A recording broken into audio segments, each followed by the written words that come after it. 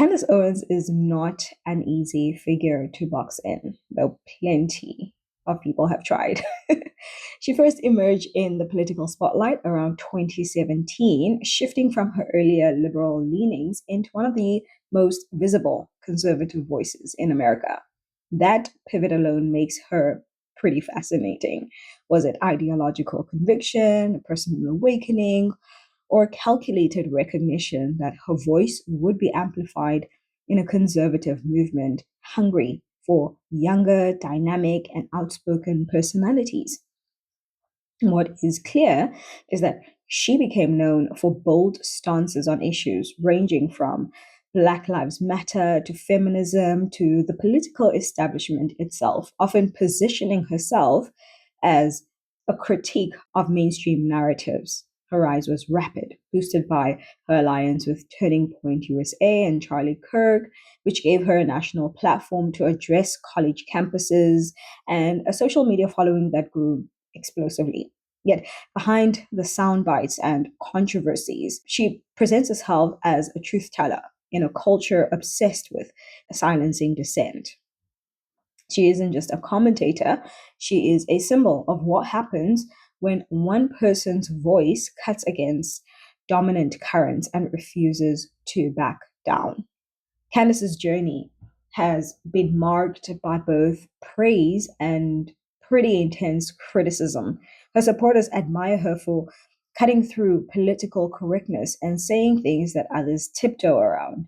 They highlight her work on exposing what she calls the victimhood narrative in American politics, particularly around race and class. She often argues that the left uses these narratives to keep people dependent on government systems, stunting their growth and their freedom.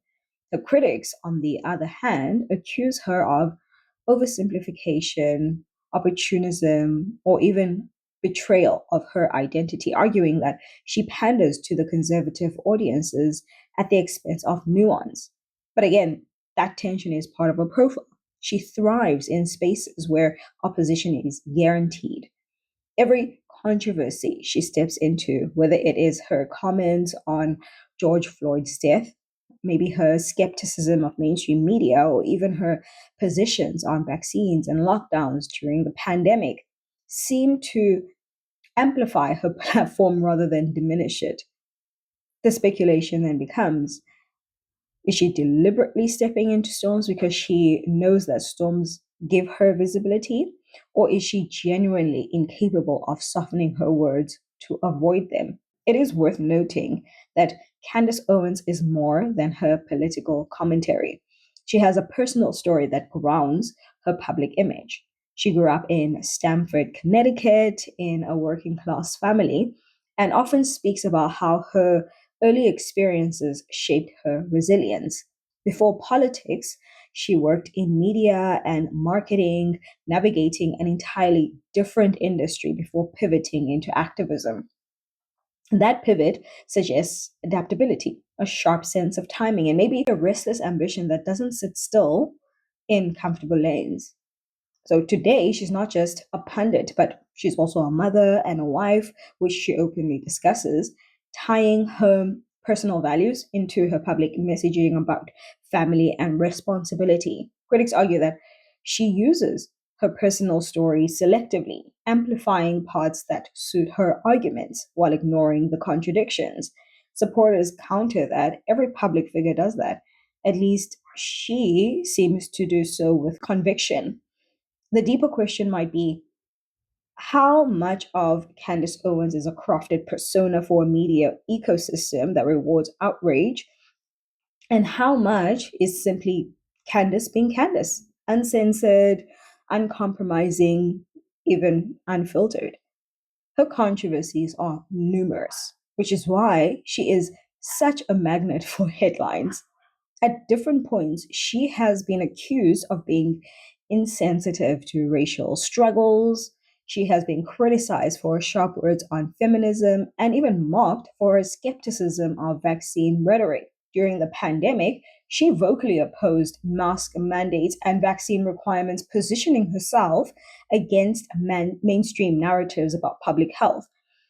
In politics, she has questioned US foreign policy, criticized American involvement in wars, and aligned herself with a more nationalist perspective. She's been praised for taking on establishment figures and blasted for undermining serious issues. The point isn't whether she's always right or whether she's always wrong. It's that she forces engagement. People who agree with her see her as fearless. Those who oppose her call her reckless. Either way, she ensures that her presence is felt. Even her alliance and eventual distance from Turning Point USA or the Daily Wire reveals something. She is not afraid to break ties if she feels that her independence or her credibility is compromised. That independence keeps her relevant, even when it makes it harder to categorize her neatly. One underexplored part of Candace Owens is how she operates in media beyond commentary. She's become a podcaster, a documentary host, and a cultural critic, not just a political talking head. That expansion suggests a long term strategy, building a media empire rather than staying boxed into politics. It's why she covers topics ranging from family dynamics to pop culture to global events. She's also stepped into direct confrontation with cultural figures. Her public disagreements with Cardi B, Ryan Reynolds, and Blake Lively, and others show that she doesn't restrict herself to just political debates. The speculation here is whether she sees culture itself as the real battleground more than politics. If politics is about laws and policies, then culture is about how people think and live. And Candace appears determined to shape that cultural narrative, even if it means that she has to clash with a celebrity or two. Her critics say that she is picking fights for attention, but her supporters argue that she's challenging cultural elites who have gone unchallenged for far too long. Either way, her influence has shifted from political arenas to broader societal commentary. So, who is Candace Owens right now? She's a political commentator, she is a cultural critic, a businesswoman, and a polarizing figure who has built a career on refusing to bow down to pressure.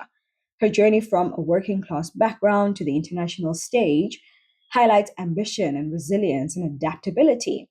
Her controversies, whether they're about race or feminism or vaccines or culture, make her unavoidable in conversations about modern America.